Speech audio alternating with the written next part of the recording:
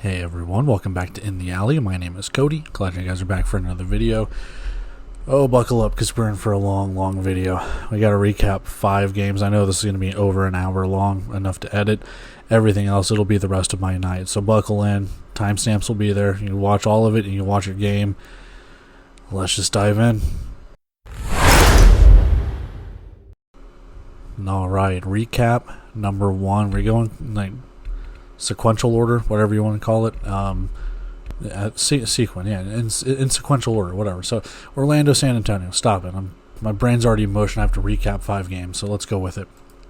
Starting off with Orlando and San Antonio. I can barely make out the numbers on San Antonio's jerseys. This will be fun to try and figure out the players. These were horrible. Do not ever wear these uniforms again. They had the Declaration of Independence somewhere on the back of the jersey. The big old belt buckles and stuff. There's a tramp stamp on the back. Just stop. At some point, you jump the shark with the uniforms and everything that you put on them. This was too much. I don't care if you have a wacky uniform. This was too much. Either way, Collazo gets the start for San Antonio and delivers a pass to midfield for Deon McShane.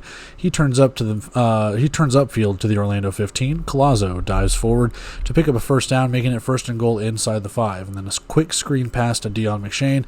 He has a catch as he bodies his way across the goal line for the score. Nice opening drive for the Gunslingers. They miss the extra point, 6-0. Kickoff hits the upright. Puka Williams returns right side, cuts back left, goes to the other sideline, and down to the San Antonio 11 where Orlando begins the game for them. Well, offensively, you know what I mean. Takes a couple of tries, but on 3rd and 3, Paxton De Laurent takes it himself up the middle for the score. Orlando breaks the ice themselves 7-6. And yeah, I'm sorry, I can't get over these uniforms. They're just very garish, however you want to pronounce it. I can barely make out the numbers. There was lucky one that had like stars on one number and stripes on the other. Stop. Joaquin Collazo airs it out. Pirates tip it, but Dion Cook brings it in off the tip. So down to the Orlando 3. And San Antonio looks really good right now. Collazo up the middle. Gunslingers have another touchdown, 13-7. Puka Williams rushes a couple of times, makes the line to gain, and more on the San Antonio side of the field. Contested catch for Tio Redding inside the red zone for the Pirates. It's a first and goal. Nyquan Murray, left side goal line catch, and he is in. Touchdown Orlando, 14-13. Pirates lead. Remember, this is kind of a revenge game for Nyquan Murray, being a former San Antonio Gunslinger. Collazo to McShane at the Orlando 20. It's a first down. And then behind the defense, it's Dion Cook, 20-yard touchdown catch, 20-14. Gunslingers go back up. Next drive, Nyquan Murray has a crossing route catch, breaks away, and goes down to the San Antonio 11. It's a first down at the end of the first quarter. Thomas Owens gets his name on the score sheet. Left side throw. He is open in the end zone. It's 21-20. Pirates back in front by 1. Over the wall goes Corey and Ballard, trying to get a pick, spilling drinks, but pass falls incomplete. Third down Gunslingers. Excuse me. Fourth down now. Collazo looks, throws just out of the reach, and Orlando gets a turnover on downs. Puka out of the backfield, nice little hitch route. He has space to the San Antonio 10, first and goal. And then a pitch out to Murray, who dives inside the 5. Murray will cap the drive with a touchdown over the middle of the field. It's 27-20 Pirates. Nice kick return for Riverius Rivers sets San Antonio up with some decent field position. Deon McShane over the middle as a catch, but hit into the dashers, brings up a 3rd and 5. Quick pass completion to move the chains. And geez, Deon McShane is back with a vengeance, just catching everything practically and getting inside the red zone. Motion handoff. Following blockers, Jaleel Billingsley takes it home, 27-26. Another missed extra point. We've seen quite a few missed extra points already. Puka Williams has a handoff, and he's a running lane down to the San Antonio 15. Already a first down for the Pirates, really deep into San Antonio territory. Williams stays on his feet and is awarded forward progress as we go to the 1-minute warning. Pass to Murray in the end zone. He has another 34-26. Pirates go up 8. Onside attempt is recovered by San Antonio. Short field with 47 seconds to go. First and goal. Defensive pass interference on Orlando gives San Antonio a fresh set of downs. First and goal in half the distance. Throw to the right side. Deon McShane's route gets him open. Touchdown Gunslingers. 2-point try though. No good. 34-32. Orlando leads with 20 seconds to play. Paxton De Laurent has an end zone pass. It's double covered. It's picked by Riverius Rivers with 7 seconds to go. And then Joaquin Collazo gets sacked, and that takes us to halftime. Pirates still in front by those 2 points. Coming out of the second half, we have a throw to the left. Larry Brooks reads the route perfectly and picks off Paxton De Laurent. And then after an unsportsmanlike Deion Cook and Deion McShane bring in receptions to get a first down to the Orlando 12. Third down, Collazo to the right side. Cook against the Dashers as the ball breaks the goal line. San Antonio takes the lead 39-34. Paxton De Laurent rolls out, hits Puka in stride, and he gets pushed into the boards at the 16. Quarterback keeper up the middle, Paxton De Laurent does it himself. Touchdown Orlando as we trade the lead back and forth, 41-39 Pirates. Rivers has a kick return. That's going to be called back for a holding. A really nice kick return call back for a holding. Quick pass to the right side. Patterson brings in a catch. He gains more to the 15. Third down for San Antonio. Collazo lofts one to the goal line. It's tipped away by Corian Ballard. Fourth down, Gunslingers. However, Jaleel Billingsley, wide open left sideline. He reaches over to give himself up, but it's, they were kind of saying, like, he gave himself up, but then he took off and started to run again. It's like, no, you reached over to the Dashers on your own accord. So either way, it's a first down, but still a wonky play. Collazo has a low snap, trips over himself, and takes the sack. I'm just replaying that play in my head. 3rd and 19. Another rush for Collazo. Won't get the first down, but makes it 4th and 2. And oh my God, what a one-handed catch for Deion Cook. One-on-one coverage. It's, dare I say, Odell Beckham-esque. Like, again, not trying to compare the two, but it's kind of in that realm of how he caught that. So it's 41-46 Gunslingers in front at the end of 3 quarters. Simple pitch and catch for Puka. First down, runs to the San Antonio 14. Drive gets stalled by some false starts. Owens has a catch to the San Antonio 5. 3rd and short, upcoming. Williams rushes ahead. One of the refs says he's down at the 1. The other says touchdown. Extra point unit comes out there, so it's a touchdown. 48-46, Pirates regain control. Deion McShane has a reception for San Antonio, making it 3rd and medium for the Gunslingers. Collazo to Billingsley. He sprints to the first, and the ball is fumbled. Orlando recovers in the end zone. It's a touchback. Not much doing, though, for the Pirates until T.O. Redding has a first down catch on the third down to keep the drive alive. And then following another 3rd down, De Laurent picks it up, slides down, killing some clock as well as trying to keep the drive moving, kind of doing one of these. Yet another 3rd down on this drive alone, but a deep pass goes incomplete, making it 4th down. Under 3.5 minutes to play, Paxton De Laurent scrambles. He reaches the ball to the line to gain. So this is a pivotal point.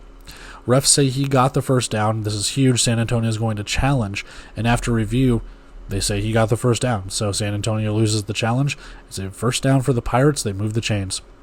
Orlando content with running and using some clock here. 3rd down again as we head to the 1-minute warning. De Laurent loses a yard, and the clock will stop at 52 seconds. Josh Gable comes on for a field goal. Snap is bobbled, and San Antonio recovers it, and they've got a chance to tie this game here. And it's just like that. One play, one touchdown. Deion McShane lays out for the touchdown. Diving catch for the score. My goodness. 2-point try is good. Deion McShane has the octopus. It's 54-48. Did they leave too much time for Orlando? There's 39 seconds to play. Wide open over the middle. Nyquan Murray has space. He goes down to the San Antonio 10 for a 1st and goal. Dump off to Puka Williams. No one around him. He races to the end zone. 55-54. Pirates now lead by 1. Did Orlando leave too much time for San Antonio now? So now there's only 24 seconds. Next drive, Collazo's going to air it to the end zone. Deion Cook has it. They fall down, and him and the defender fall down. The ball pops out, and it's ruled incomplete. San Antonio's going to challenge this. I don't know how you overturn it. What is a catch? Did Dez catch it? Did Deion Cook catch it? Did Megatron catch it back in the day? What is a catch? I don't think this is one of them. After review, the refs deem it incomplete. Rightfully so. San Antonio's pissed off. They lose the challenge. After 2 more incompletions, it's 4th down with 5 seconds to go. Collazo's pass hits the wall. It goes incomplete. That'll do it. Orlando kneels out the final second, 55-54, and Orlando takes the nail-biter in San Antonio. All right, stats on the screen in front of us here. And both teams really needed this victory. We talked about it in the preview. We've talked about it through kind of the playoff standings and stuff like that. It ended up breaking Orlando's way, unfortunately for San Antonio, but all is not lost, as obviously Tucson has not clinched the final playoff spot. But at the same time, we need to take a look at the Orlando side of things too, because they needed to keep pace with Tulsa. They needed to keep pace with Jacksonville and everything that happened in their games with Fishers and their game and everything like that. So a lot of implications for both sides here. But Orlando does get the victory, a lot closer than some people would think, but as it's been stated multiple times from myself and definitely other indoor football creators and stuff like that too. Orlando's defense has just not been up to snuff.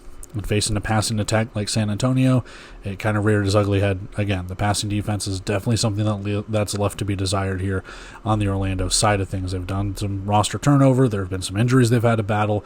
Yes, I get it. But at the same time, San Antonio, they've looked good. They just haven't been getting those victories when it matters. And sometimes their passing attack and stuff like that does struggle.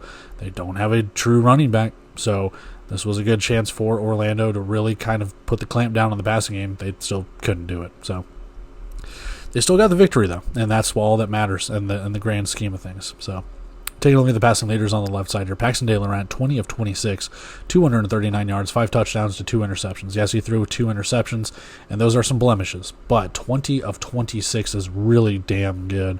And 239 yards and 5 passing touchdowns, that's a really good performance. And I keep saying it roughly every recap, man. The signing that Paxton De Laurent has been, all things considered, has been nothing short of a miracle for Orlando, and that is just incredible to me because he wasn't even supposed to be the starter when the season began.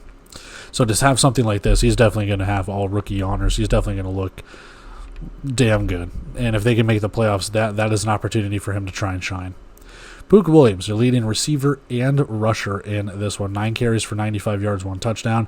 8 catches, 115 yards, and 1 touchdown. I know it won't. I don't know if it'll be recognized if they even put out Player of the Week honors, but Puka needs the consideration. If he doesn't get Offensive Player of the Week for what he is capable of doing, over 200 yards of total offense on 9 carries and 8 receptions, so 17 total touches, if not more. And even in the return game and everything too, man. I mean, 2 touchdowns, yes, that's you probably want a little bit more than that, but the do-it-all nature that he has been able to provide for Orlando has been pretty damn incredible. And that's not to say that, Nyquan Murray, Teo Redding, Thomas Owens, these guys haven't balled out too. They have. But what Williams put on display in this game, really, really good. Joaquin Collazo, 20 of 34, 251 passing yards and 6 passing touchdowns. It just kind of makes you wonder, man. San Antonio has to find a way to get the quarterback position right. And Joaquin Collazo, amongst all the other quarterbacks San Antonio's had in the last season or two, he's had games like this where you're like, this is a really damn good performance. Yes, he missed 14 passes, but he did not turn the ball over. He threw for 251 yards. He out-threw De Laurent. Yes, he threw it, 8 more times than him, completed the same amount of passes. But compared to what the quarterbacks they've had, and I'm not trying to shoot him down or anything like that, but from Fred Payton to Zach Calzada to anyone and everyone from the prior years, again, Collazo will have games like this where he looks pretty good, and then there are other games where it's just like he gets in his own head. And a good thing for this, he had a really good game, so he was able to keep him in it. Not necessarily in the rushing game, though. He was a leading rusher, 7 carries, 14 yards, and 1 touchdown. Again, lack of a running game. I don't know if they practice it. I'm not sure. I'm not one to speculate, but you look on the right side there, they only had 19 total yards rushing. He had 14 of them. So, you know what they're doing. Receiving leader, Deion Cook, 6 catches, 89 yards, and 3 receiving touchdowns. Again, he is your leading receiver in terms of yardage, but I do want to shout out Deion McShane as well. He had quite a few catches, more than Deion Cook. He had touchdowns as well, too. And all in all, man, he was really, really good. But Deion Cook, in terms of yardage, he had more yards, and you just kind of go from there. So, I mean, that's not to say anything bad about Cook or his performance. Cook and McShane, you could put both of them on here as co-wide receivers, but they put on a hell of a clinic, and that's why Joaquin Collazo deserves quite a bit of credit, all things considered. Team stats on the right side here. Orlando making hay. 8 for 9 on 3rd down. So they were getting 3rd down conversions, but easily able to convert them. And the one that they didn't, they got on 4th down. San Antonio, 3 for 8, 2 for 4. Not the best. Not nearly as good as Orlando was, but that's where you kind of have it. Total yards easily favor Orlando. They were slinging it all around. But the gunslingers, 251 passing yards, that'll play as well. Like I said, they outgained Orlando in the passing game. But that rushing game rears its ugly head. 134 rushing yards to just 19. So you knew Puka Williams was going to run it. De Laurent had a couple of rushes. I think he had a couple of touchdowns too, rushing the ball. So they relied a little heavy on that rushing game too. Field goals, 0 for 1 when it comes to just the one field goal attempt by Josh Gable. And then penalties, fine. If you believe him, I kind of do. I don't think there was anything that was too offsetting or anything that kind of stood out to me or anything like that. Turnovers. San Antonio actually played a cleaner game. As the one fumble by Jaleel Billingsley that turned out to be a touchback. But yeah, 2 interceptions by Orlando. They did lose a fumble as well, and San Antonio just couldn't get it done. And at the end of the day, Orlando just made a couple more plays. Yes, there's some missed extra points, and yes, that will come back to bite you, but it's not the reason you lost. Taking a look at the defensive stats here for both teams, your leading tackler for the Orlando Pirates, Leon O'Neal, 5 solo tackles. Followed by Dexter Lawson with 4, and then Markel Roby with 2 solo tackles and 3 assisted for a total of 3.5. Overall, the Pirates had 2 sacks, 4 tackles for a loss, 1 forced fumble, 1 fumble recovery, and 7 pass breakups. 3 of them by Corian Ballard, and he had a forced fumble as well. Lawson had the fumble recovery, and overall, Devontae O'Malley 2.5 tackles for a loss and 1.5 sacks on the night. For the Gunslingers, Larry Brooks is your total tackle leader, 6 solo tackles, 7 assisted for a total of 9.5, half a tackle for a loss, and 1 interception. So I don't know if he'll earn Defensive Player of the Week honors, but you can kind of put it up there, man. He had a really good game, especially being that tackle machine. Followed by Ravarius Rivers, 4 solo tackles, 1 assisted for 4.5, 1 interception, and we'll go Kendry Gant too, 2 solo tackles, 4 assisted for a total of 4. Tackles for loss, 1.5 for the Gunslingers, 1 fumble recovery, 2 interceptions, and 2 pass breakups. So they don't fill out the stat sheet nearly as much as Orlando does, but they do get some turnovers in there. They do get some tackles for losses, and they tipped away some passes as well. So overall, not a bad performance by either team. 1 point win by Orlando will do it for you. So that's where we have it. Let's go take a look at our bet, and we got 4 more recaps to take care of after this. Found my hat. Found a betting victory. Win-win. We need to take a look at recap number 2, and yeah, it's one of those games again. Green Bay and Iowa meeting for yet another time, and you know how it goes at this point. However, we do start the game off. Iowa's going to bring some pressure on the first play. Liam Thompson has to throw it away or he faces a safety. So Iowa not necessarily messing around here. 3rd and 11 for the Blizzard. Liam Thompson does it himself, lowers the shoulder. He gains the first down on a scramble. Another 3rd down after a false start. Thompson runs again, but won't get the line to gain, bringing up a 4th down. Quick passes, they're going to go for it. Quick pass, Jack Studer has another conversion and keeps the Green Bay drive going. Handoff left side to Mylan Brown. Welcome back. He takes it in for 6, and it's 7-0 after a good extra point. Green Bay goes up first. Aaron Aiken will get the start for Iowa. Not Larry Elder, my God, that's a completely different person. David Elder has an option handoff to the right side for the first down to the Green Bay side of the field. And then on the broadcast, we have another Nebraska Cornhusker shout out from the 90s option attack. So go Big Red. Go Big Red. Back to the game, though. Iowa has a drive that stalls out. Aaron Aiken delivers to DeMonte Martin, and it's only a gain of about 5, bringing up 4th down. Another I think Iowa's challenging an illegal defense, and it fails, so 4th down still. Jan Bogdan comes out for a field goal. It goes wide left, no good. Green Bay takes over. Trayvon Alexander open in the middle of the field. It takes off for a first. Liam Thompson, chicken salad out of chicken you-know-what on the next play or next couple of plays. Pass batted back to him. He's able to gain 5 or 6 yards on, I guess, a completed pass back to himself. Toss to the left side to Mylan Brown, rushes for another touchdown, and it's all Blizzard right now, 14-0. Corner route, Jalal Dean over the wall as Aiken puts it to where only he can get it. Touchdown Barnstormers, they answer right back, and they get it back into it, 14-7. Trayshawn Hudson behind the defense, post route as Thompson hits him in stride. Touchdown for the Blizzard, 21-7. Green Bay goes back up 2 scores. And then they're going to go plus 2 scores as Andrew Mevis connects with a deuce to make it 23-7. Check down route for Elder as he cuts across the field. He gains a first down for Iowa. Toss to the left, Elder for another first down as Iowa has put together kind of a nice drive here. Aiken calls his number. He's tackled at the 1, 3rd and goal now. Aiken crashes his way into the pile for a score, 23-13, as we go back and forth a little bit, but can Iowa get a stop? Green Bay falls into a 3rd and 9. Thompson looks, scrambles, just throws it up. Jack Studer is there, carries it into the end zone. It's like a Patrick Mahomes-esque play, man. And I know I'm making some NFL comparisons here, but they deserve it.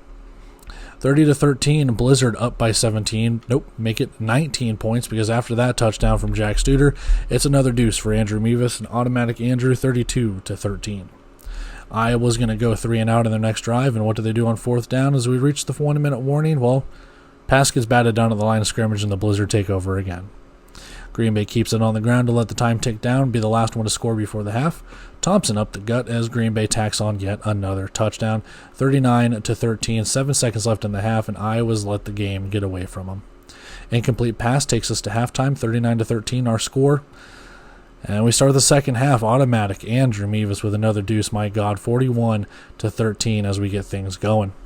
Dean has a catch for Iowa, runs across midfield, ball comes out. Green Bay recovers with a peanut punch from Fred Flavors to force the fumble, and it's all Green Bay. Colt Stenstrom is into the game at quarterback for the Blizzard, and that's when it's middle of the third quarter, early third quarter, and he's in the game. Sylvere Campbell with a catch, run inside the Iowa 5 for a 1st and goal. Trayvon Alexander walks one in on a toss play to the right, 48-13. Blizzard just rolling. Catron, I believe, Batten hits Elder in the backfield for a tackle for a loss. Aiken lofts one, it gets underthrown. DeMonte Martin has to adjust back to get it, and he snags a deep pass to the Green Bay 8. So they're getting it going. 1st and goal here turns into 3rd and goal. Pass goes into the stands to make it 4th and goal. Aaron Aiken to Jalal Dean, and he hauls in yet another touchdown. And then he completes the octopus. He gets the 2-point conversion and the touchdown. So it's 48-21 as they're trying their best to come back, are the Barnstormers. The comeback doesn't last long. Fred at 31 Flavors, go to your nearest Baskin-Robbins and ask for the kick return touchdown special because he's got a coast-to-coast return. Green Bay answers right back. I don't know if there's anything they can't do wrong right now. 55-21 in favor of Green Bay. Jalal Dean has another catch, picks up a 1st down, and he might be the only beacon of offense for the Barnstormers in this game. Aiken gets sacked as 3 Blizzard players meet at the quarterback. And then another Green Bay hit, Green Bay is then hit with an illegal contact. That might be the first penalty tonight. I know it's not, but there is not a lot of penalties in this game. Curtis Ravenel now brings in a reception and, again, hits the Dashers for a 1st and goal. Throw low. There's a throw that goes low, brings up a 3rd and goal, and then we begin the 4th quarter with a 4th and goal. Pass is tipped away in the end zone. Blizzard to take over on downs once again. Demylon Brown rushes for a 1st. Drayshawn Hudson goes into Iowa territory with a catch, and another movement of the chains for a 1st. Pass tips off Trenton McGee's hands, and he can't corral the interception. And then Brown picks up another 1st down just to lose yards on the next play. Iowa's defense is standing tall here, forcing a 4th and 6. Mevis comes out for a field goal attempt. It's good, 58-21. And then Andre White gets airborne to tip a pass away. One hell of a leaping, jump and just bats it. A beautiful play by the linebacker for Green Bay. And then 4th down, Martin has a hitch route for a 1st. Ball gets stripped and Green Bay recovers. It's another turnover. So regardless, it was 4th down. So I don't know if he was a 1st down away, if he was short of the line again, but regardless, Green Bay takes over. 3rd down quickly, Stenstrom throws through the end zone and complete. Green Bay's going to challenge an illegal defense, and they win it, so they get a 1st down. Stenstrom then keeps left side, breezes his way across the goal line for a touchdown, and it is the Blizzard, 65-21 at the 1-minute warning. Noah Bodden comes into the game at quarterback. I don't know why. You had Aiken play the entire game, and then at the 1-minute warning, here you go finish the game, son. 3rd and 10, pass is bobbled and dropped. 4th down, pass goes incomplete. Green Bay takes over. They kneel out the clock, and they take the victory. Green Bay clinches the number 1 seed in the East, 65-21. All right, taking a look at the score in front of us, the stats in front of us, and everything like that. I have to do it like I do with every other game. If Green Bay played the first quarter, we'd be going to overtime. Simple as that. But for the most part, again, this was just a game that Iowa started out. They started strong, and then the game just got away from them.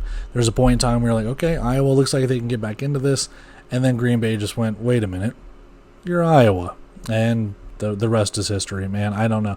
It's just if you were the Barnstormers, you were waiting for the season to get over with, and if you're Green Bay, you were happy you had this game so you can clinch the number 1 seed in the East. I think that's pretty much as simple as it can get. Just going for it, not even bothering with the kicker. Green Bay getting turnovers on downs. Green Bay getting turnovers. They did everything they needed to. So much so that when we take a look at the stats, Liam Thompson, 7 of 10 for 120 yards, 2 touchdowns, no interceptions. The man didn't play the second half practically. So what can you say? Cole Stenstrom played a pretty damn good half. They didn't have to do too much, and it kind of showed. Demylon Brown, 11 carries, 44 yards, and 2 rushing touchdowns. Again, the rushing game, they ran the ball, and with him being the leading rusher, roughly half the yards and stuff like that, Liam Thompson had some rushes in the first half. They looked all right, but at the end of the day, again, you didn't have to do too much. Receiving leader, Drayshawn Hudson, 4 catches, 60 yards, and 1 receiving touchdown. I'll just reiterate the first 2 points. Again, you kind of just rolled out of bed, knew what you had to do to get it done. Hudson hauls in a touchdown. He has 60 yards receiving. And between Stenstrom and Liam Thompson catching 4 passes, that's pretty much what you did. Studer had a touchdown. I think, Stenstrom had a rushing touchdown. Liam Thompson had a rushing touchdown. Trayvon Alexander had a rushing touchdown. So they were able to dominate when it mattered. Taking a look at the Iowa side, not a bad performance for Aaron Aiken, as again, this is just one of those teams that's playing quarterback roulette throughout the season. Whether it's been Noah Bodden, Aaron Aiken, Dante Avila Santos, Harrison Rubidoux, Ivan Corbin. I mean, I'm sure I'm leaving 1 or 2 out. I'll be honest with you. Kobe Gatson, there's another one. So it's like you've had 7 quarterbacks or something like that throughout the season. Not a bad performance, all things considered. He is a veteran of the game. He's been in the Indoor Football League before. He's been, I think, with Salina and the NAL and stuff like that. I mean, he's been around, so he knows what he's doing. He's your leading rusher as well, so they couldn't really get David Elder going. No one else really. Najee Bryant-Lele was suited up, but I don't think he really got into the game other than special teams. 12 carries, 32 yards, and 1 touchdown. So, again, he was able to make the decisions, run when he needed to. RPO carries, things along that. Just what can you do? And then finally, kind of the breakout performance of the game, or at least on the Iowa side, 6 catches, 77 yards, and 2 touchdowns for Jalal Dean, excuse me.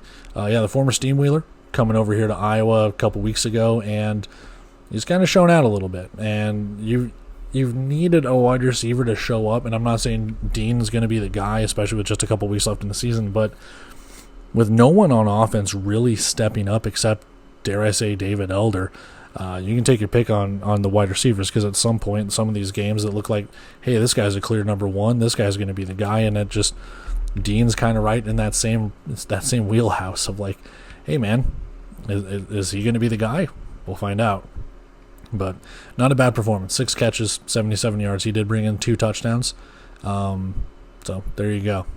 Taking a look at the team stats on the right side, neither team that good on third down. Dare I say Iowa was probably a little bit better. They were just a smidge under 50%, and then 40% for Green Bay. But Iowa, 2 for 5 on 4th downs. Again, 40% on 4th downs. Turnovers on downs, missing field goals, just turnovers. What can you say? Green Bay didn't have too many third downs. They weren't that good on third down, but they didn't need too many of them. Total yards favor the Blizzard. Passing yards favor the Blizzard. Rushing yards favor the Blizzard. So again, they were the team. They were the dominant team. It shows the reason why that they are number 1 in the East.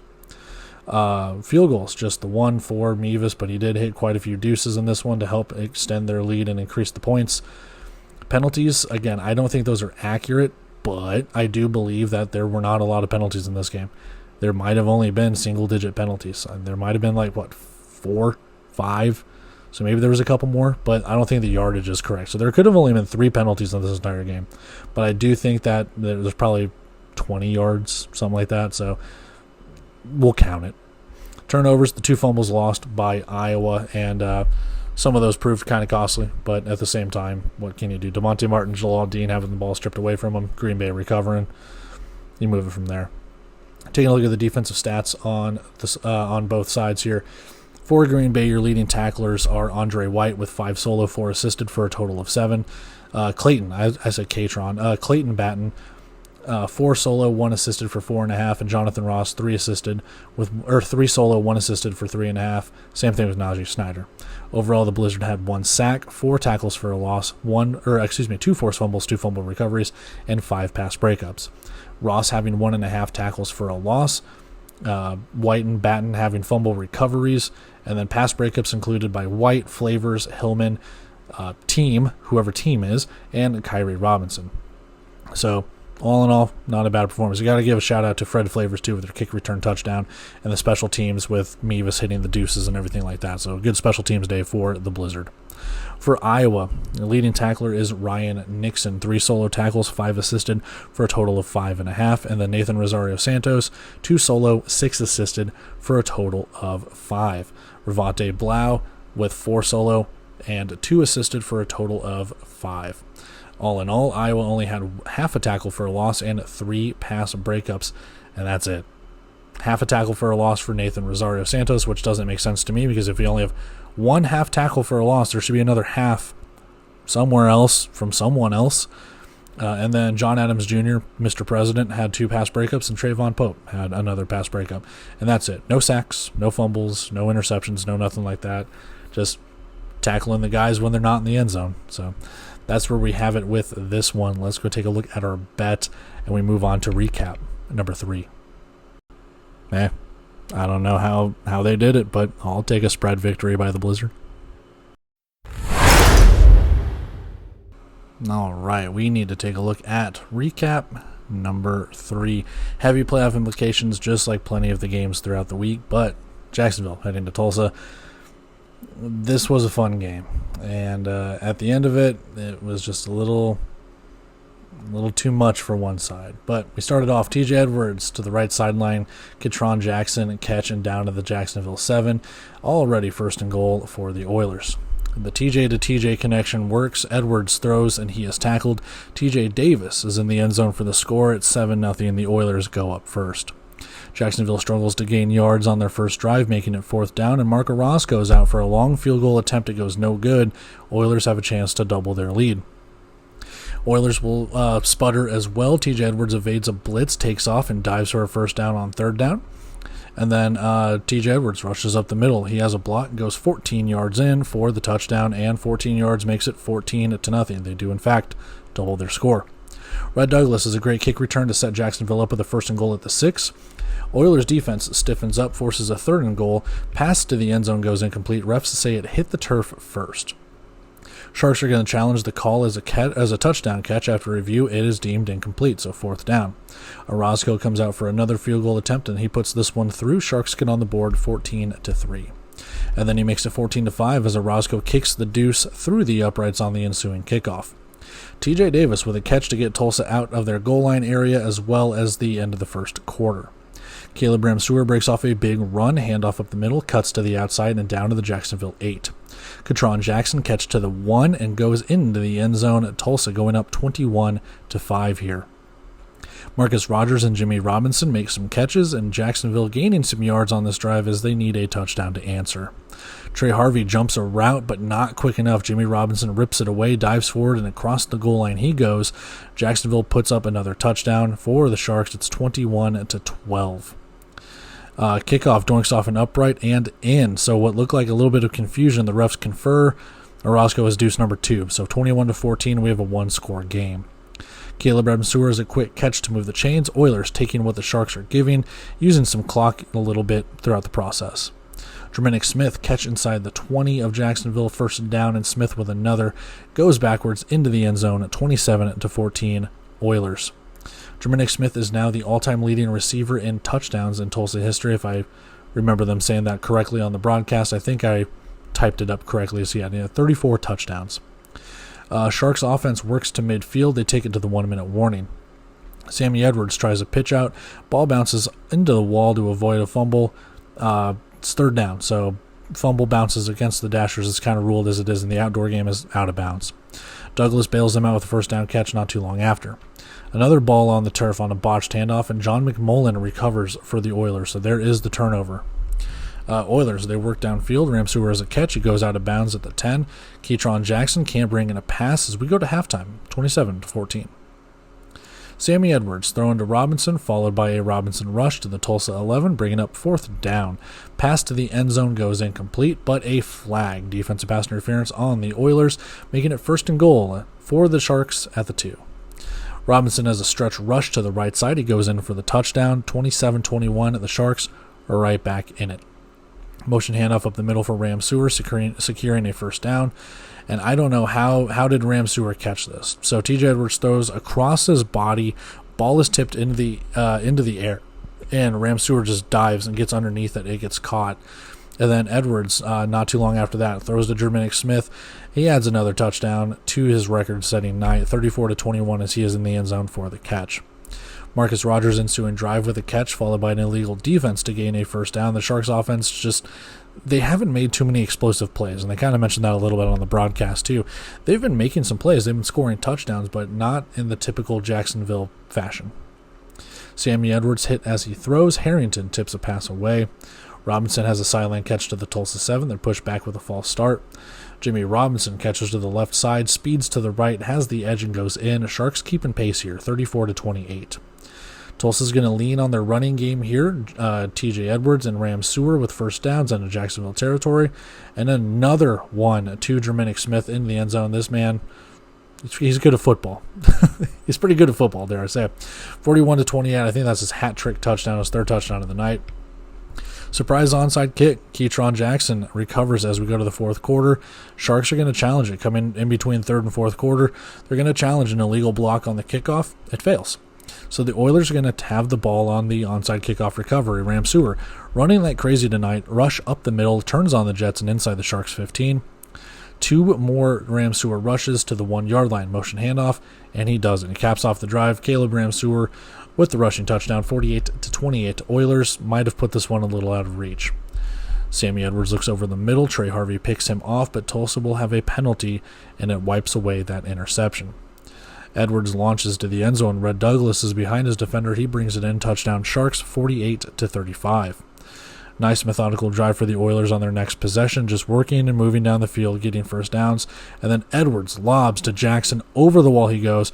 My God, what a touchdown catch for Tulsa. I mean, it's a highlight play, man. I don't know what else you can say.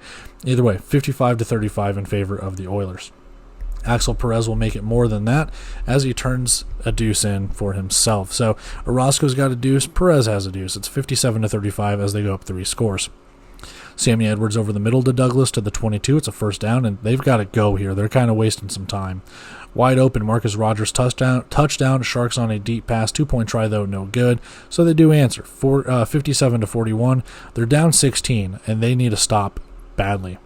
Sharks will attempt an onside kick and recover their own now. Tulsa's going to challenge, and Tulsa wins it. It's an offsides. I think it was either on John Huggins or Isaiah Major. I can't remember if it was 8 or 0, but Tulsa will have possessions. One of them was offsides on the kickoff. Draylon Ellis comes in at quarterback for Tulsa. He rushes to start the clock, forces Jacksonville to use their timeouts. Axel Perez is going to come on for a drop kick field goal attempt. We have not really seen many of those in this season because of the way that their rules dictate it now. It's no good, by the way, so unfortunately he couldn't hit it. If he did, it would have been worth 4 points, I believe. Jaden Stoshak, first down catch over the middle. And again, with that missed field goal, now Jacksonville takes over. Stoshak has a first down catch over the middle. Robinson has a catch that goes to the 1-minute warning. First down reception for Jacksonville, stops the clock momentarily. Another Robinson reception, reaches over the boards to stop the clock with 34 seconds. Stoshak catches and drops in the end zone as Tariq Bracy hit him as soon as he caught it. Rogers diving catch at the goal line. Refs signal touchdown, and the 2-point try is good off of a tip. It's 57-49. It's an 8-point game, but Tulsa will recover the ensuing onside kick. They gain the positive yards necessary, and that will end it. The Tulsa Oilers keep on winning. The Jacksonville Sharks keep on losing as Tulsa takes this one 57-49. All right, let's take a look at the stats as they are on our face, over the screen, whatever you want to say. I've said it multiple times throughout the years. Back and forth until it really wasn't, and Tulsa was able to take advantage of just being able to get the stops necessary. There's nothing to say that Jacksonville cost themselves the game or anything like that. It's just Tulsa kind of flexed their muscle, man, whether it was coming out of the second half and getting that touchdown before, whatever the case could be. I don't remember. Just being able to go up 27-14 at the end of the first half and being able to kind of just maintain that throughout the second half. And you see the score right there. Yes, Jacksonville actually outscored them in the second half, but already having the lead that you did in the first, you're able to get away with it. That's not to say Jacksonville was making a huge comeback by any means, but they kept it respectable. And obviously, you remember one of those touchdowns for Jacksonville was the very end of the game. So all in all, at one point it ballooned to a 20-point lead. I think even more than 20 points after that deuce from Axel Perez. So what can you do? Now, taking a look at the stats on the left side for our game leaders. Sammy Edwards, 20 of 28, 225 yards, 5 touchdowns, no interceptions. You can't ask for much more than that, man. I mean, yeah, you're going to miss some passes, and he kind of did just that, but no interceptions, played a clean game, kind of throwing it all over the place, had some wide receivers, able to make some catches, and everything mattered when it did, and just not enough to win the game. So I can't really fault him for the way that he played. I mean, he had a decent game. Jimmy Robinson, this is the issue that we need to talk about. Tulsa's defense was all over the rushing game of Jacksonville, and they pinned their ears back. 7 carries for 5 yards. What more do you need? What more can you do? And at some point, it just seemed like Jacksonville was going to abandon the run, and they kind of did. And it showed. Not to say that Sammy Edwards didn't try and rush the ball as well, but he didn't really get too far either. So, oh well. Marcus Rogers, 6 catches, 86 yards, and 2 touchdowns. And again, you needed to sling it. You needed to keep pace. You needed to do exactly what you needed to do to maintain where you were at in this game. And Marcus Rogers coming up big, getting re-signed just, a couple weeks ago, and already putting out stat lines like this, playing as well as he has in the last couple of games. You want more of that. You wish you could have had him earlier in the season, but what can you do? Taking a look at the Tulsa side, TJ Edwards, 18 of 23, 182 yards, 6 touchdowns, no interceptions. Again, both quarterbacks, both Edwards, playing really well. You only missed 5 passes if you are TJ Edwards, which is not bad either, man. What more do you want him to do? He did run the ball kind of well in this one too, but taking a look at the leading rusher, Caleb Ramseur, almost 100 yards on the ground, 15 carries, 94 yards, and 1 touchdown. They were relying heavily on him. They were relying heavily on TJ Edwards and his decision-making at the quarterback spot as well, too. So not much you can really do if you're Jacksonville's defense. There's a reason why they scored 58 on you. Taking a look at the game leader in the receiving, it's not Jermaine Smith. It's actually Ketron Jackson. 5 catches, 56 yards, and 2 receiving touchdowns. So I think Jacksonville's game plan, if you look at it, was, hey, can we bottle up Jermaine Smith?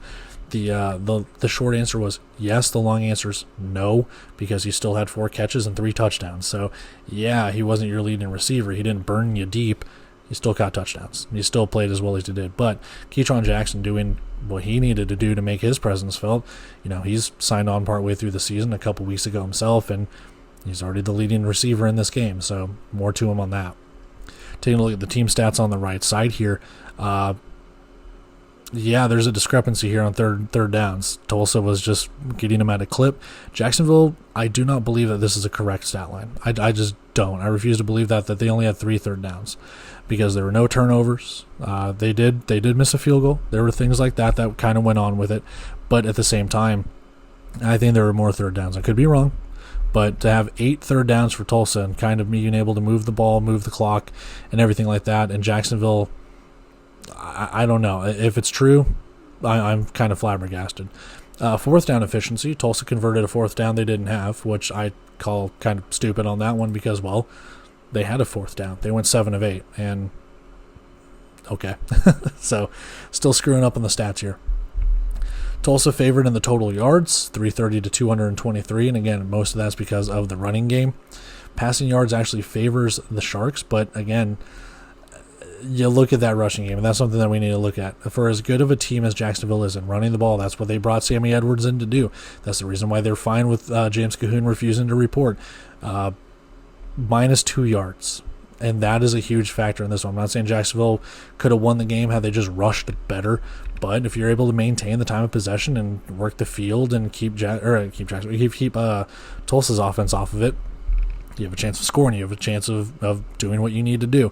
And yeah, it's going to look bad, especially that. Now, box score looking is one thing, but yeah, Tulsa being able to run the ball as well as they did with Ramseur, with Edwards, they were just the better team. What can you say? I don't remember there being a lot of penalties in this one, so those penalty yardage and stats could be accurate, but I think there were some penalties. I think there were some defensive pass interferences and stuff like that called, so it could be accurate, could not be. I'll kind of just leave it up to that. I think it was fine. Field goals, 1 for 2, 0 for 1, fine. What can you do? And then just the 1 fumble for Jacksonville when it comes to that. Not other than that, pretty clean game, all things considered. Taking a look at the defensive stats here, no sacks, 1 tackle for a loss, and 1 pass breakup. That's it for the Jacksonville defense. They were not getting to him. Leading tackler Michael Moore with 9 solo tackles, Isaiah Major 5 solo tackles with 2 assisted for a total of 6, and Clay Fields with 5 solo tackles, and that's pretty much it for Jacksonville. Taking a look at the Tulsa Oilers side of things, only 2 tackles for a loss, 1 forced fumble, 1 fumble recovery, and 3 pass breakups. Your leading tackler, Tariq Bracy, 5 solo with 1 assisted for a total of 5.5. Trinelius Tatum, 4 solo, and Alfonso Taylor with 3 solo tackles himself. Taylor, Harrington, and Bracy having pass breakups. Parker and McMullen having your tackles for loss, with McMullen having the forced fumble and the fumble recovery. So that's where we kind of leave it with this one. Tulsa, they have the same record as Jacksonville, but Jacksonville having the same strength of schedule. We got 2 weeks to decide how that's going to go, and maybe that determines who hosts a home playoff game. So let's go take a look at our bet. We got 2 more recaps to take care of. I figured there'd be points, and points we had. We hit the over, baby. Alrighty, we got recap number 4 to take care of, so we're dwindling down, baby. But another Eastern Conference matchup. Fishers taking on Quad City, and man, this game was close, and then it wasn't close, and then it kind of got close, and then there you go. Let's recap it, though, and we need to talk about this, too. Broadcast, if you go watch it on overnight, like I had to do the day after, broadcast starts at 2 minutes and 40 seconds left in the first quarter, so we're missing the first quarter. Fishers is leading 2-0. Remember, this is a company that's going to be the home for the 2027 and 2028 IFL National Championships. Can't wait. It'll be great. Either way, box score shows a 2-0 lead as Callum Sutherland hitting a game-opening deuce. And then box score also shows Quad City not able to score on their first possession, turning it over on downs. And then Sutherland missing a field goal for Fishers. It takes us to kind of where we're at now. Quad City has possession. They're working down the field. Jordan Vesey has a carry. They're in a goal line. They're in a goal-to-go situation. Vesey has a carry, fumbles into the end zone. Quad City recovers for the score at 7-2. I think there was a challenge in there. I can't remember if there was or not, but regardless, 7-2, Quad City takes the lead. Fishers works into Quad City territory on their next possession as we reach the end of the first quarter, so that was quick. First down rush for Jordan Davis on 3rd down to keep the freight moving. Harper connects with Davis, making it a 1st and goal at the Quad City 7. Design quarterback draw to the left. Harper jettisons in for the touchdown. Fishers goes back in front 9-7. And then ensuing kickoff is a bar ball. Quad City gets it. They can't get it out of the end zone, so it's a rouge. For the freight, you tack on another point. It is now 10-7. And then again, Steamwheelers can't get out of the end zone on offense this time, and it is a safety for the freight, 12-7. And then I think there was a challenge or something like that. I cannot remember, but regardless, 12-7. Harper loses control of the football deep in their territory, so on the ensuing kickoff, Keyshawn Moore picks it up and scores. It's 14-12, Quad City. Now Fishers is going to challenge that. Fishers will win that challenge as they were challenging an illegal defense. So you wipe away that fumble, you wipe away that touchdown, and Fishers maintains possession. Harper with design quarterback run gains the first down, but a bad snap a few plays later. Fishers is back at their own 1-yard line. It's 3rd and 21 a play later. Harper looks, loads up. Jordan Davis leaps for a catch. Refs say he has enough to move the chains. The drive continues, so just kind of some bad defense for Quad City. Davis has a motion handoff for a first, and we've seen quite a bit of Jordan Davis so far in this first half. CJ Wyndham breaks inside on a route. Harper bullets it to him, and that route is inside the end zone. So it's 19-7. Fishers go up 12. Tack on 2 more. So Sutherland hitting another deuce. It's 21-7. Couple of runs for Trenton Barnes brings up a 3rd and 10. Neal hits Barnes for 14 yards on a pass to make it a first down. And then Daquan Neal on a keeper shakes off a tackle in the backfield, spin cycles off defenders for another first down to the Fishers 15. Neal has a pass get tipped away at the 1 as we hit the 1-minute warning. And then Trenton Barnes rushes on 3rd and 1. He can't get it. 4th and inches, 31 seconds left. Neal sneaks ahead for a first down. Now 1st and goal. Neal passes, goes incomplete, 8 seconds left. And then Daquan Neal will find Kean Williams for the touchdown, 21-14 with 6 seconds to play. King has a great kick return for the Fishers freight, but he runs out of time, and that's the end of the first half. 21-14, Fishers leads it. Start of the second half, Harper speeds for a first down to start us off. And then the drive for Fishers kind of sputters out a little bit. 3rd and 9. Harper has a pass that goes incomplete, and it's a 4th down. They're going to go for it. Offense stays out there. Harper up the middle inside the 5. He takes a hit, but the hit pushes him forward and across the end zone for a touchdown. It's 28-14 for the Freight. And my God, another deuce for Callum Sutherland, 30-14. That's 3 deuces on the night for him, plus the extra points that he's been able to hit. However, that doesn't deter Quad City. 1 play, 1 touchdown. My God, DeQuan Neal, put the team on your back, good sir. 45-yard scramble. So after the deuce, you start at your 5-yard line, tucks and runs. He takes off, switches arms, possession of the arm, stuff like that, just left to the right, to the middle, to the everything, just serpentine, 45-yard scramble, touchdown. Incredible. 30-21, Quad City still trailing by 9. Fishers stalling out, 3rd and 10 for them, make it 4th and 10. Charles Rosser shot out of a cannon and sacks Harper. Sutherland comes out for a very long field goal. I think I have it tracked at 54 yards. Could be different, but he hits it. Holy hell, does he hit it. What a kick for him. Makes it 33-21. Williams hauls in a catch for a first down, so Kean Williams has that catch, but not much after. 3rd and 7, Neal drops back, throws to the end zone, and draws a defensive pass interference. Automatic first down and half the distance. Jared Ware has a catch to the flat, brings in a pass and a score. Quad City gets back in at 33-27. They miss the extra point. Motion pitch out to the right side for Fishers. King gains 4 yards and gets the 4 yards needed for the first down, and we end the third quarter with Fishers up by 5. 3rd and 5 for the Freight, toss out to King again. Quad City stands him up for no gain, maybe a yard, give or take. 4th down, and they're going to go for it again. Harper takes a snap quarterback draw to the Quad City 11 and picks up that first down. Freight just keeping it on the ground here, facing 4th and goal. They go to the air this time. Quad City bats it away, but a flag. But it's offensive pass interference on Fisher, so Quad City does get that pass breakup. They do take over on downs with a chance to take the lead. Barnes brings in a first down catch. Play action to Barnes again as he takes it to the Fishers 20 and another first. Neal scrambles. This ball might come loose when he gets tackled. Fishers is going to challenge exactly that, and they win it. The ball came out before DeQuan Neal's knee was down, and they get possession. Fishers gets that fumble recovery. 3rd down, Harper over the middle to Christian Coulter. That's a completely different player. Isaiah Coulter. Kevin Ransom holding on like it's a damn near copper-tone puppy from the commercials or the advertisements. Coulter breaks free. He's holding on to his jersey, and you can see that jersey extended 5 yards. Coulter breaks free, and he gets in for the touchdown, 40-27. Fishers, and add on 2 more. Deuce number 4 for Callum Sutherland. He has 8 points just on deuces. It's 42-27. Kevon Rudd has his first catch of the evening for a first down with 3 minutes to play in the game. Jordan Vesey brings in a catch, stumbles, and he is holding his leg. I don't know if something popped. I don't know. It didn't look good. It might have hyperextended a knee. Either way, he just came back from injury. To have him leave the game due to an injury that late in the game, it's a bummer. DeQuan Neal on the right side of the end zone, sliding catch for Kean Williams. That's a touchdown for the Steamwheelers to make it 42-35 with a 2-point good being good. And that's, ensuing kickoff. It's a coast-to-coast kickoff return touchdown. Josiah King at the 1-minute warning brings them back up to a 2-score possession. House call, ring, ring, hello, whatever you want to say. Just the wind out of Quad City's sail. Jalen Swan is down after the play. He needs help to the bench for Fishers. And then ensuing possession, Rudd has a catch to the Fishers 15, first down.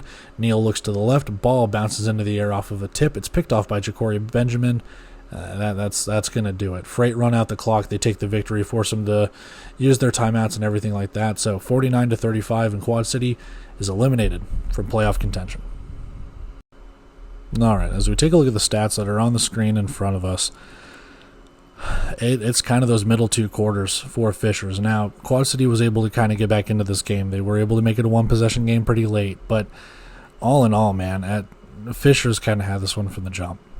Whether it was the game-opening deuce, and once that kind of took the wind out of the sails, or, the turnover, whatever it could be.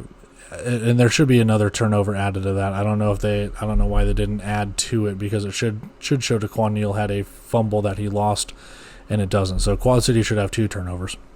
Good job, IFL stats. This just looked like a game where both teams kind of seemed like they were going through the motions, dare I say.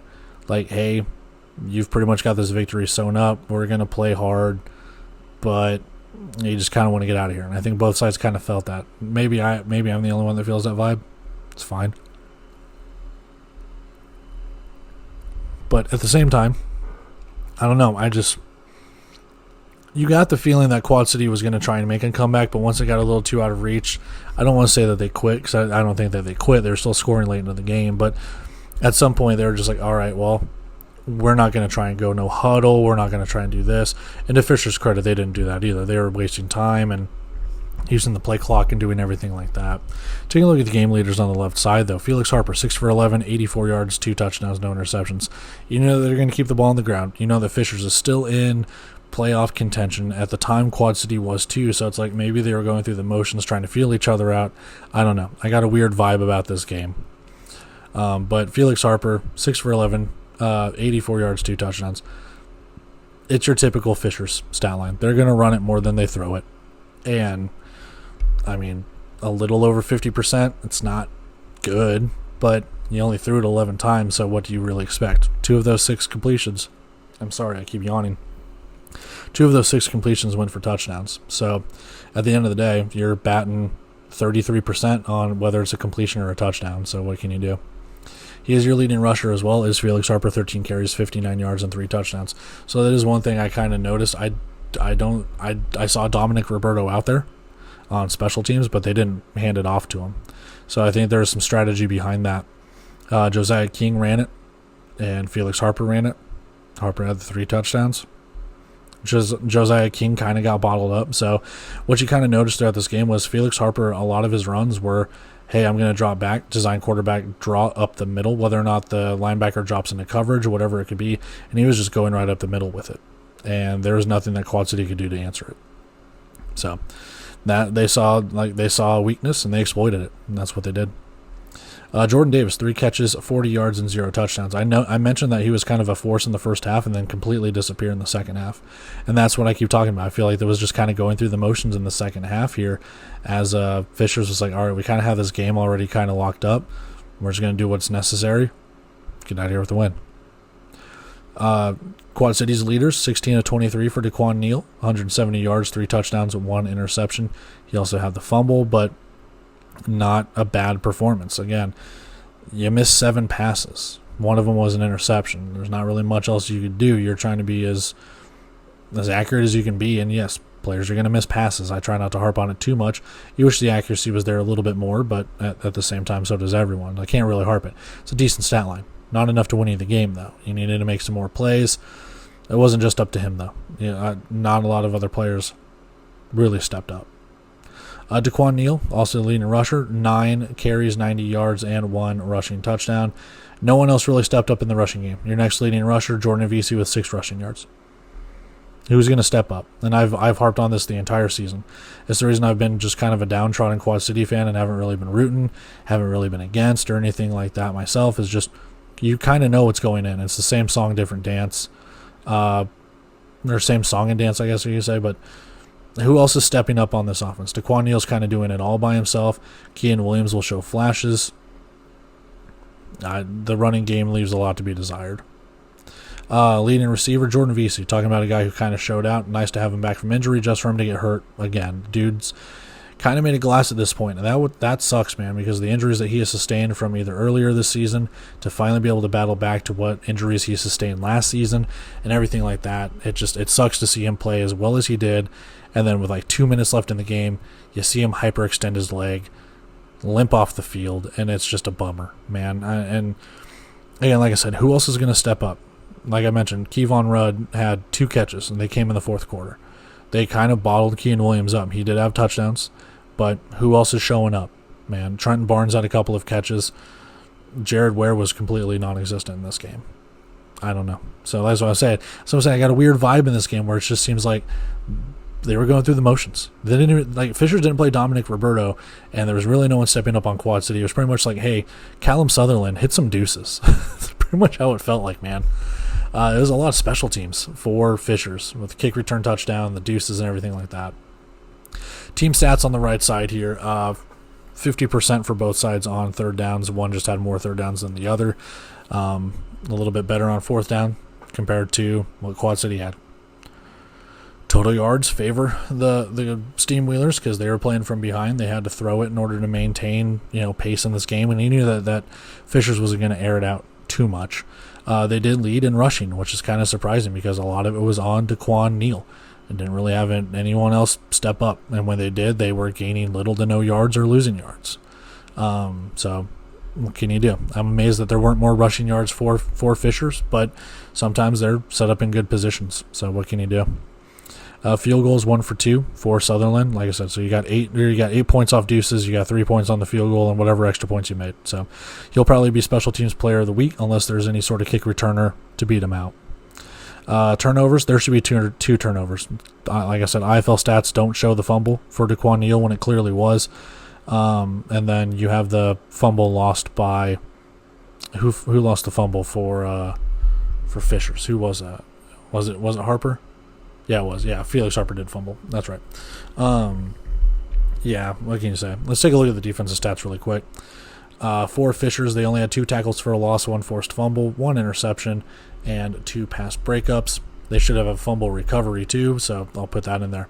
Leading tackler Jaden Rowe, 3 solo, 3 assisted for a total of 4.5. And then Devin Williams, 4 solo tackles, half a tackle for a loss, or half a assisted tackle, so 4.5 for him. He did have a pass breakup. Marcus Gray had a tackle for a loss, so did Leon Trey Smalls, and he did force that fumble. Donnie Lewis had the pass breakup, and then it says Davis Black had the interception. It's not Davis Black. It was Ja'Cory Benjamin with the interception.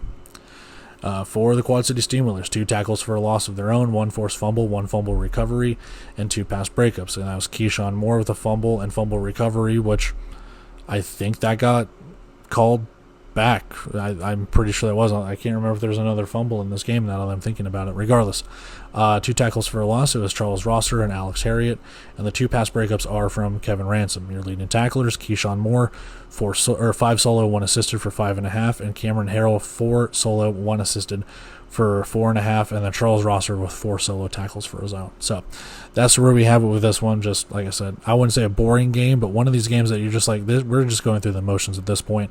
And once one team got clear enough ahead, and you're like, all right, it's kind of how it's going to be. So there we go. Let's go take a look at our bet, and then we move on to our final recap.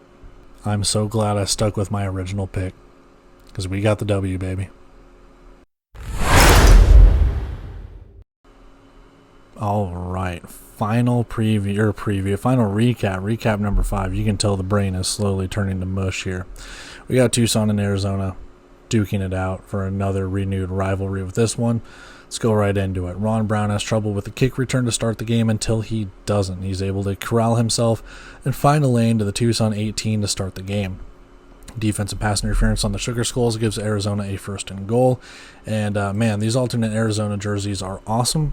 But again, just like the other alternate jerseys that we've seen earlier, kind of hard to read when it comes to the numbers. Once you got the hang of it, you're fine with it. I do like the jerseys, but the font was just it's confusing sometimes. Max Myler goes around the left side, dives over the wall / pylon / goal line marker, whatever you want to call it, and he goes in for the touchdown. So 7-0 Arizona. Tucson on their next drive, not able to do anything on of note, not to do anything on their first drive. They go 3 and out. Ben Woodard comes out for a field goal. It's no good. Arizona is going to take over at their 5, and both teams get unsportsmanlike conducts on Hayden Hatcher and there's Nashawn Jackson. Trey Odoms Dukes has a catch over the middle. Ball gets stripped. Rafiq Abdul Wahid picks it up for Tucson. And then coming out of commercial, it looks like Terrell Brown catches a 3rd down pass to the Arizona 1, and it's a 1st and goal. Jerome Johnson has a keeper all by himself. He goes in for the touchdown. Arizona's challenging an illegal offensive formation, and they lose the challenge. So we're tied at 7 in Glendale. A couple of Rattler rushes for a 1st down. Abdul Wahid has a big old sack on Max Myler. And then a screen pass to Kaimani Clark picks up some yards and makes it 3rd and 12. More Tucson pressure. Clark has a catch, but it's 4th and 10 for the Rattlers. False start will back them up 4th and 15 as we end the first quarter. Matthew Cook comes out to start the second quarter for a field goal attempt, and it is good. What a kick for Matthew Cook. 10-7 in favor of Arizona. Motion handoff goes to JoJo Earl for a 1st down. Sugar Skulls running the ball well. TD Ayo Derajaye picking up another 1st down. And then a bad snap. Johnson is thrown down for a huge loss. I don't know if you want to credit that as a sack or a attempted run or whatever you want to call it, but either way, he's leveled. 3rd and 15 turns into 3rd and 20 with a Tucson false start. 3rd and 20 turns into 3rd and 25. They're just they're just backing up. And then an illegal block on Tucson. So 3rd and 25 turns into 4th down. Arizona does decline that penalty, but Woodard out for another field goal attempt, and it doinks in for the score. So we're tied at 10. Max Myler takes off out to midfield. It's a 1st down for the Rattlers. Myler runs again. He's tripped up at the Tucson 9, making it 1st and goal in the red zone. 3rd and goal now. Myler has time, rolls right, takes off down the sideline, and in he goes, but offsetting penalties will wipe the touchdown away. We will replay the down. So 3rd and goal again. Out route. Arlen Bruce nearly has it go through his hands, but those gloves hang on to it. Touchdown Rattlers, 17-10 as they break the tie. RPO keeper, Jerome Johnson down the right side and inside the 10. 1st and goal for the Sugar Skulls, just like that. And then RPO keeper again. Johnson spun around, not tackled, goes right side and into the end zone. He rushes. It's a touchdown for the Sugar Skulls. The extra point, though, being blocked. It is 17-16 in favor of Arizona. Myler to Trey Odom's Dukes for a 1st down to the Tucson at 19. Myler hit in the backfield as we go to the 1-minute warning. Next play, pump fake, Myler pressured again, throws it away, and a holding will move Arizona back. 3rd down, Myler is sacked or maybe gains a yard. He was just trying to do something, but 4th down for Arizona. 1 second left in the half. Matthew Cook comes out for a field goal. It is no good, and we go to the break. 17-16, Arizona clinging to the 1-point lead. Coming out of the second half, Jerome Johnson loads up, throws deep, and then Yasan McKee able to cause a little pass breakup against his wide receiver, making it 3rd down.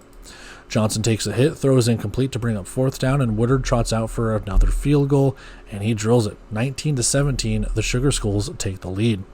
And then Arlen Bruce with a great kick return to the Tucson 23. Myler takes a hit, loses the ball, and Diamond Brooks comes up with it for the Sugar Skulls. Next possession, Johnson throws right to Yasin McKee, who kindly takes it back for a pick 6, and what a turn of events that was. So you get the fumble recovery, and you give it right back, and they score. Just remember, and I've said this before, maybe not here, maybe on Shea Sports, but Jerome Johnson will have those plays that'll make you go, that's a play, and they'll go, that's a play. Tucson's going to challenge, and they lose it. Now challenges again and loses again. So the extra point's good. 24-19, Rattlers back in front. Arizona's defense starting to clamp down. 3rd and 5, Jerome Johnson looks, passes incomplete for a 4th down and a delay of game. Just a lot of mental mistakes for Tucson in this one.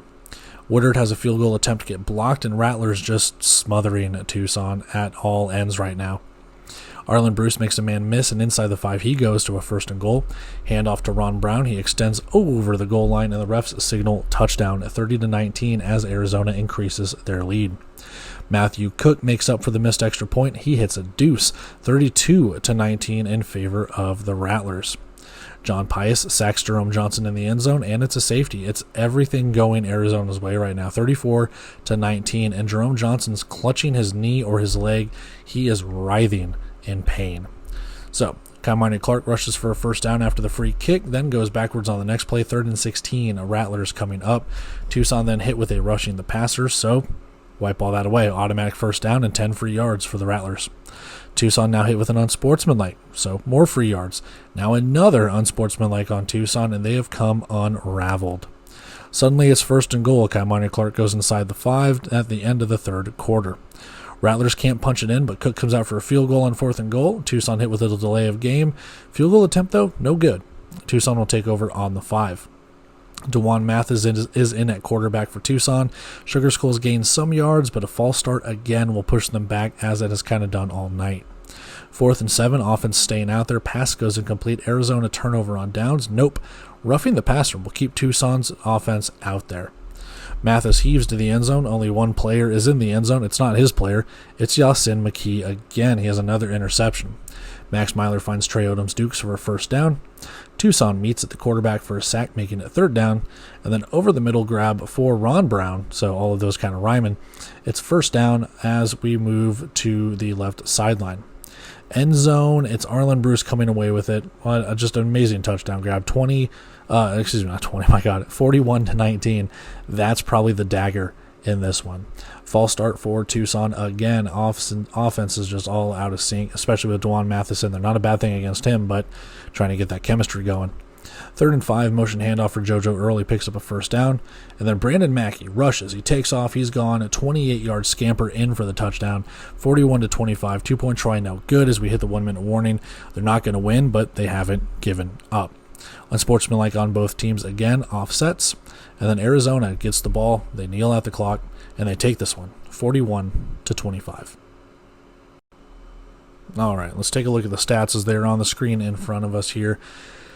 And you got to take a look at that third quarter. 17-3, Arizona outscored them, and that's pretty much where they put it away. From the start of the second half, and then obviously the injury to Jerome Johnson, which he wasn't really having the best of games up until that point, but you do hate to see the injuries and everything like that pile up. But yeah, Arizona kind of just coming out of it. I wouldn't say it's business as usual. There are definitely some things that Arizona wanted to clean up for sure, but at the same time, they're very happy to get the victory and stay within striking distance of a home playoff game. Taking a look at the game leaders on the left side here, Jerome Johnson 2 of 8 for 16 yards. That's not good, and I don't know. The stats in the Indoor Football League website are bunk because it says Aaron Jackson passed for 14 yards, and I don't think that was Aaron Jackson. That was either DeJuan Mathis or that was Jerome Johnson. I don't know because they've got DeJuan Mathis is 1 for 4 for 10 yards and a touchdown. So maybe add another completion to him. I have no idea. And it also shows Justin McGriff, who I don't believe played in this game. If he did, I can't remember. But 0 for 1 passing, so okay. Leading rusher, Brandon Mackey, 5 carries, 39 yards, 1 touchdown. Kind of the same thing. Arizona's defense really clamped down on Tucson's offense in this game. You were able to have Brandon Mackey break off that 28-yard rush, which makes his stat line look a lot better. But if you take that away, he has 4 carries for 11 yards, which means that after that, your leading rusher is JoJo Earl, a wide receiver, for only 19. So yes, Arizona really clamped down on the rushing game and as the offense in general against Tucson. Terrell Brown, your leading receiver, 3 catches, 32 yards. And again, it was him and it was JoJo Earl. And that was it. Those are the only 2 guys that caught passes in this game. Brown caught 3, Earl caught 1. So that's how much they really cracked down on the passing game. And Arizona's secondary, they don't mess around. There's a reason why they're one of the best in the league.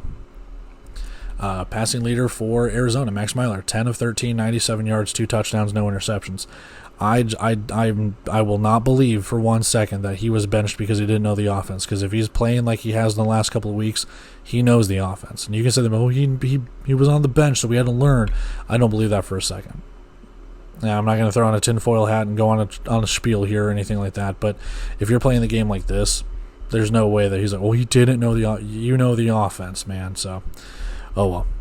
Really, really good game. Only missed 3 completions, under 100 yards passing. Okay, but again, you weren't really asked to do too much when the defense was carrying the team in this one. Max Myler, 11 carries, 28 yards, 1 rushing touchdown.